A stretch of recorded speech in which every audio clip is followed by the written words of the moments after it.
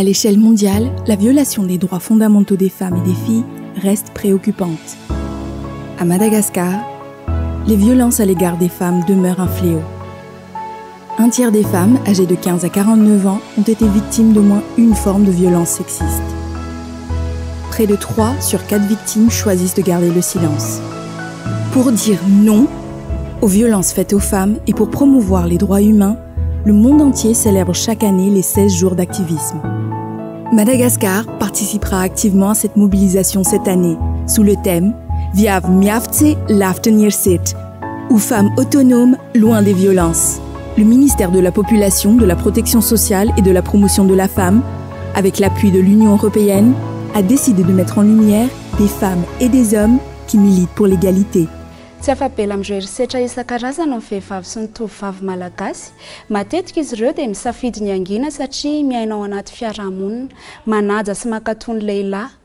Izy ireo arak'izany no mizaka ny voka-dratsiny izany herisetra izany, anisan'ireo niaina izany ao taloha.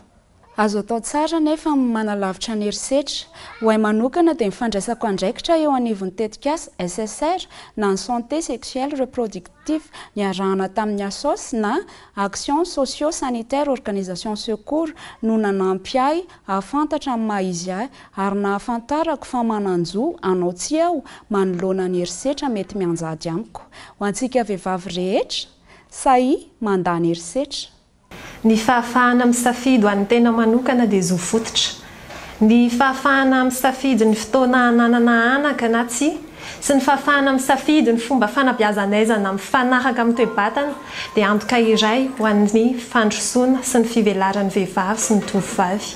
Misy lalàna vaovao tokoa nivoaka tamin'ny 2019, lalàna miady amin'ny herisetra mifototra amin'ny mahalahy na amin'ny mahavavy.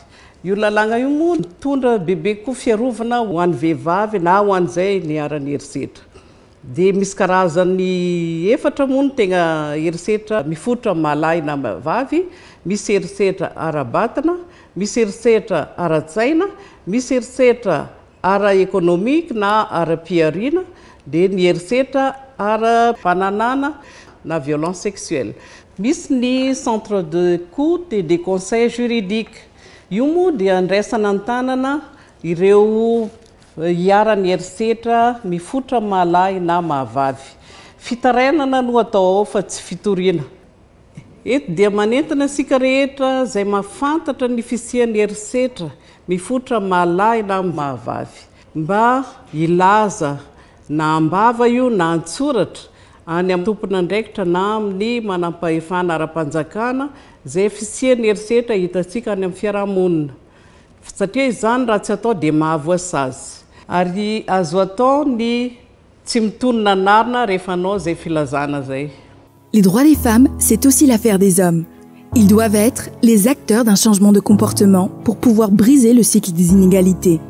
Il faut combattre les violences et plaider en faveur de leur liberté et de leur autonomie. Ny fiarahamonina malagasy dia fiarahamonina anjakan'ny fahefan-dehilahy na le atao amin'ny teny frantsay hoe patriarcat. Izany fahefan-dehilahy zany dia manome vahana ny herisetra eo amin'ny fiarahamonina. Mba tsy isiany izay herisetra izay eo amin'ny fiarahamonina dia ilaina ny mandrotsaka ny lehilahy sy ny ankizilahy an-tsehatra mba hanampy ny vehivavy mba hanamaivana ny vesatra izay anjadin'ny vehivavy sy entiny eo anivon'ny fiarahamonina misy azy sy eo anivon'ny tokantrano.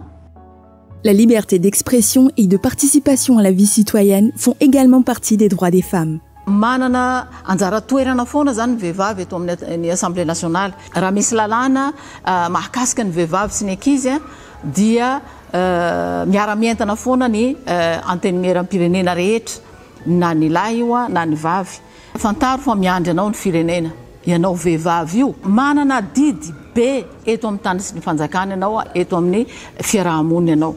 Les femmes malagasy contribuent de façon décisive à la prospérité économique et au développement durable. Elles s'engagent dans les affaires sociales et politiques et veulent prendre plus de responsabilités dans la construction d'une société plus équitable et plus inclusive à Madagascar. Lahara-pahamehana fitovinjo eo amin'ny lahy ny vavy amin'ny fampandrosoana raha-toekarena. Tokony ho saman-drakariva isika vehivavy mampiseho ny maha izy antsika.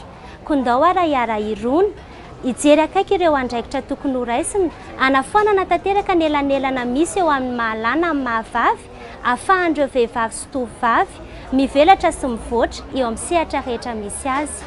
Eto no toeram-ponenako ary eto ihany koa no misy ny seha-piariana fiompiana ombivavy be ronono akoho gasy no hatsaraina ny lambris compost. Anisan'ny asa ataoko ihany koa eo amin'ny fambolena ny fampiasana ny agroekôlôjika izay hitako fa tena mitondra soa ho an'ny fahasalamana sy miaro amin'ny tontolo iainana ihany koa.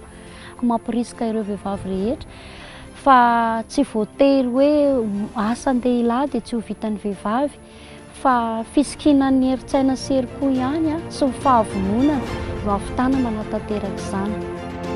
Œuvrer à tous les niveaux pour promouvoir et préserver les avancées en matière d'égalité entre les femmes et les hommes est nécessaire pour atteindre les objectifs de développement durable. Andesika yaraetan ou faboarana ny zoom vehivavy sy ny tovovavy eto Madagascar. Ensemble, mobilisons-nous pour la promotion des droits des femmes et des filles à Madagascar. Atsaharo ny herisetra atao amin'ny vehivavy sy ny tovovavy. Disons non aux violences faites aux femmes et aux filles.